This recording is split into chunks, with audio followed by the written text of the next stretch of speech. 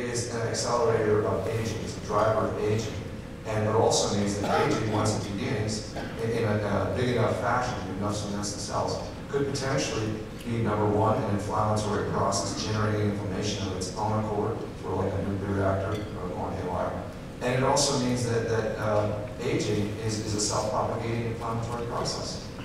Something to think about. Independent of all those other variables, independent of diet, independent of whether you take antioxidants or not. This study is titled Telomere Shortening Will Kill Us. It's referring to the JAMA study of December 2010. And I'll summarize it for you. Essentially, they looked at telomere length and mortality from cancer, and occurrence of cancer, and type of cancer. And what they found was, those with the shortest telomeres, number one, got cancer more frequently. Number two, got bad cancers more frequently. And number three, died of cancer more frequently. Doesn't mean that people with longer telomeres didn't get cancer on occasions. It meant that they got less, much less, than the people who had very short telomere, mean telomere. So short telomeres are the kiss of death. That is certainly true for many cell lines.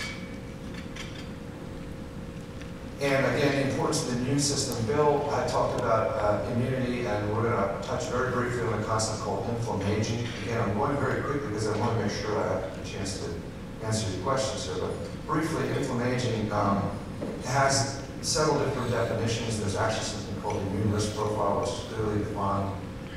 It is intimately involved with CMV, cytomegalovirus status. However, lately that's been questioned.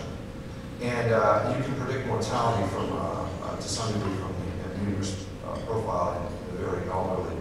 Bill and I both feel that the immune system is, I shouldn't speak for you, but the immune system is probably one of the major components that drives aging because it's so intimately involved in senescent phenotype, it's so intimately involved in tumor surveillance, it's so intimately involved in viral suppression, which if it's overwhelmed or occupied or preoccupied, if you will, with viral suppression, may not be able to respond as well to other infections.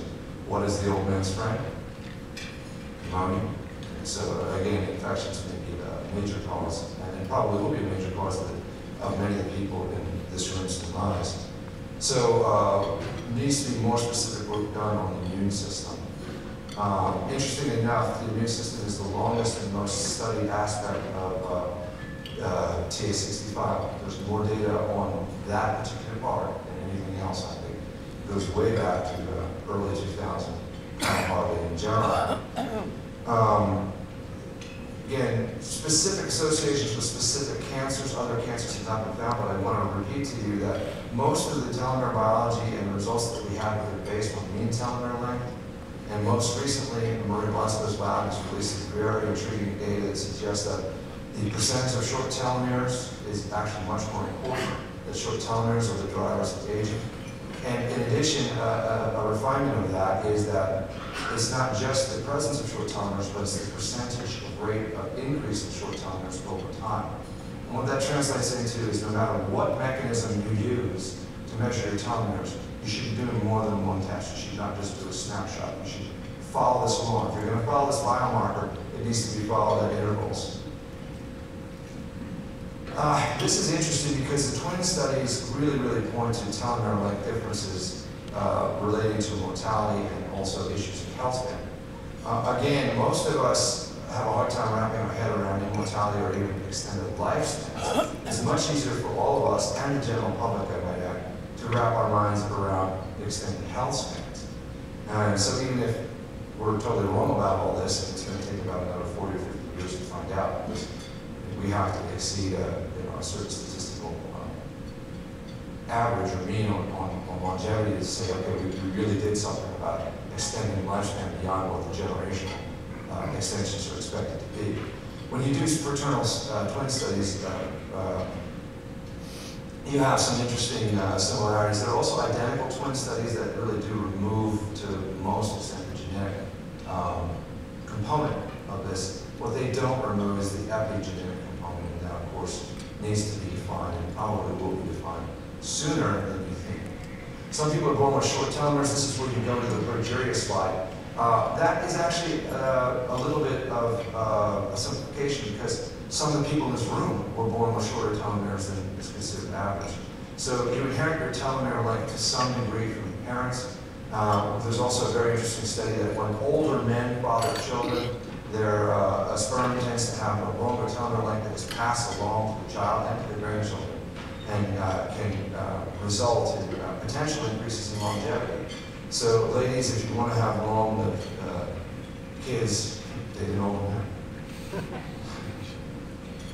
All right, so some very specific associations. Again, most telomere lengths are measured in white blood cells, but there's significant correlation with specific diseases that you will recognize as the diseases of aging. And again, I'm going to say something very controversial.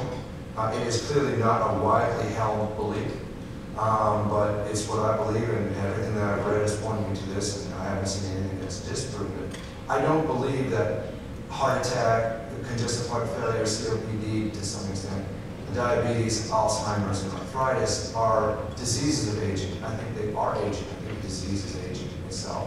And this is directly opposed to what Dr. Hayflick said in day one. He thinks the aging process is completely separate from these diseases. Again, I'm not from Hayflick, so I won't argue with him, but my personal feeling is these are simply tissue-specific expressions that are mitigated by things like SNPs, inherited, and epigenetic potential for free radical oxygen damage mitigation as well. So what you're seeing is a tissue gets picked, if you will, to age faster than others by our makeup, by our exposure, by our epigenetics, and these are the illnesses that we see. Since they kill us, I do consider them determinants of aging, or at least determinants of longevity. All right, this just basically is looking at the vicious cycle that, the shorter your telomeres get, the more associated diseases are found. And I should point out that Maria Blasco also has created a technology called telomere mapping, where she's able to look at stem cell compartments and map them. And also her technology, HTQ fish, the so-called lifelike short telomere test, can be applied to tissue as well, a lot more easily, and in some cases exclusive of some of the other tests that we normally measure telomeres by. So she's right now involved in a study that is correlating, trying to create a correlative database between specific tissue damage incurred by those diseases that just showed you and more, and white blood cell telomere length. So we're going to try to get the answer that everyone wants to know is what's happening in the tissues. It's not going to be as easy as it is to get white blood cells like this. What can be done? Lead a healthy lifestyle. Again, this is in our book, The Immortality Edge, the determinants of what we consider a healthy lifestyle. And activate telomerase. Again, activation of telomerase is totally different than preserving or reducing the loss of telomere length. So you have two very different areas. And in my opinion, you should be doing as much as you possibly can in both of those areas to improve the health of your telomeres, the function of your telomeres, and to decrease the percentage of short telomeres. Once again, if you want to know what your percentage of short telomeres are, you have to do the HTQ fish lifelike assay. And I encourage all of you who are starting on T65 to do that assay first, so you have a baseline, and then repeat it in approximately 1 year. I can tell you anecdotal stories. I've also seen the lifelike database, but there's a significant reduction in short telomeres in most people who are on TA65. What is telomerase? Telomerase is an enzyme that adds, you saw Bill's bricklayer analogy, I won't go over that. How important is it? I think it's very important. I think it's important, personally, I think it's important for potential prevention of disease, including cancer, heart disease, and others because of the association. Now, this is not a causal association, at least not in human beings. But if you do these studies in other animals, that's what you get. Prevention of replicative senescence may be more important than we think, especially if the immune system and immune stimulation with some static activation, or what is now referred to as SASP. It's another acronym that's designed to talk about the senescent phenotype and the innocent bystander effect that it has. So senescence is a dumb bomb, folks. It's not a Bruce Willis. It takes out a lot, and it does more damage. Now again, quantifying it and understanding the exact role of aging in a tissue-specific fashion remains to be done. If you can create immortal cell lines. Okay? We haven't created immortal mammals yet, but you can create immortal cell lines using telomerase. and as we age and live